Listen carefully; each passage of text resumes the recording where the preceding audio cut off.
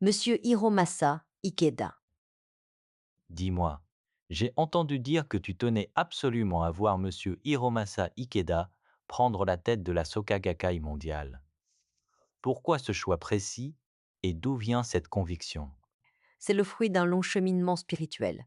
J'ai commencé à pratiquer le bouddhisme de Nichiren au sein de la Soka Gakkai en 1983. Dès le début, je m'y suis totalement engagée.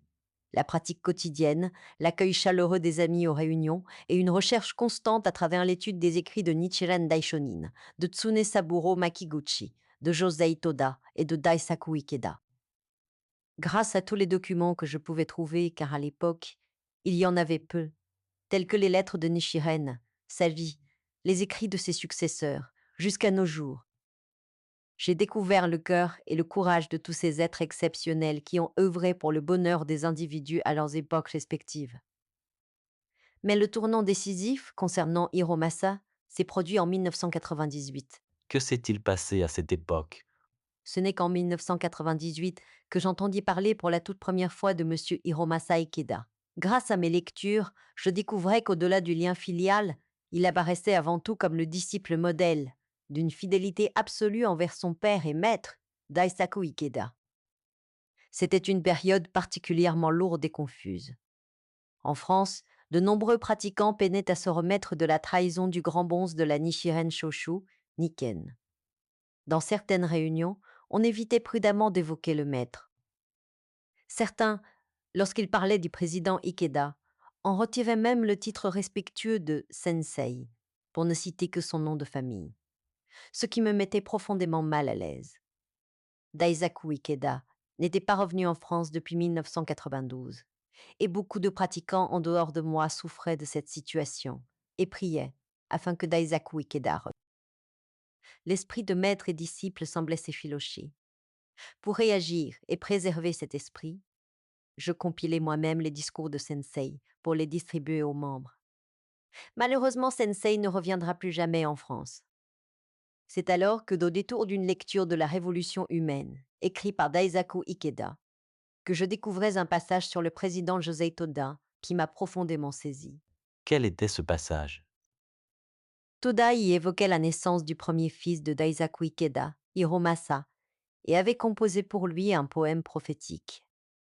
Je souhaite que ton fils devienne une personne de discernement, Hiro, et de justice, Masa, pour le peuple. Troublé par ce poème, j'approfondissais mes recherches sur Hiromasa.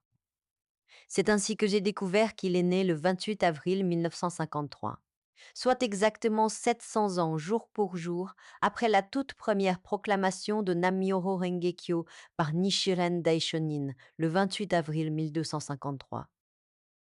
Pour moi, cela dépassait le simple fait du hasard. C'est en effet une coïncidence mystique troublante. Est-ce cela qui t'a convaincu? Pas seulement. Peu de temps après cette découverte, j'en ai parlé à un ami responsable de la jeunesse. Très surpris, il m'a appris que quelques jours plus tôt, le 8 août 1998, à l'occasion de la 25e réunion de la Soka Gakkai, il avait assisté à une réunion où était présent M. Hiromasa Ikeda. Profitant d'une brève escale à Paris, en route vers la Corse où il devait recevoir un prix honorifique destiné à son maître, il avait été invité à cette réunion et encouragé les personnes présentes qui souhaitaient ardemment que le président Ikeda, qui n'était pas revenu depuis 1992, revienne en France, alors qu'il était retourné dans d'autres pays européens, dont l'Italie.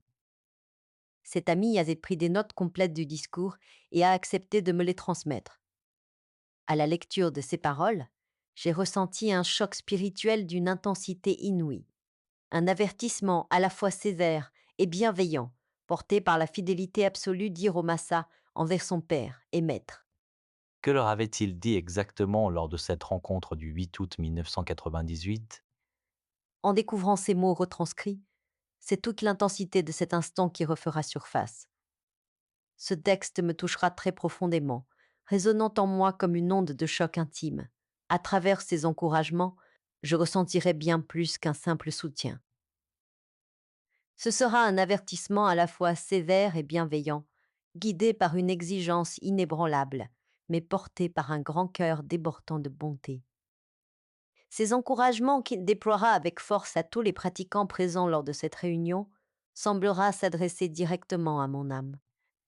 Et, en filigrane, transparaîtra la beauté de ce lien mystique et indéfectible qui unit Hiromasa à son père, qui l'honorait comme son maître.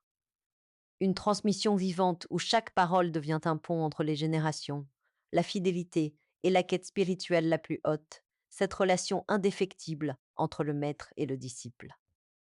Hiromasa Ikeda, première partie.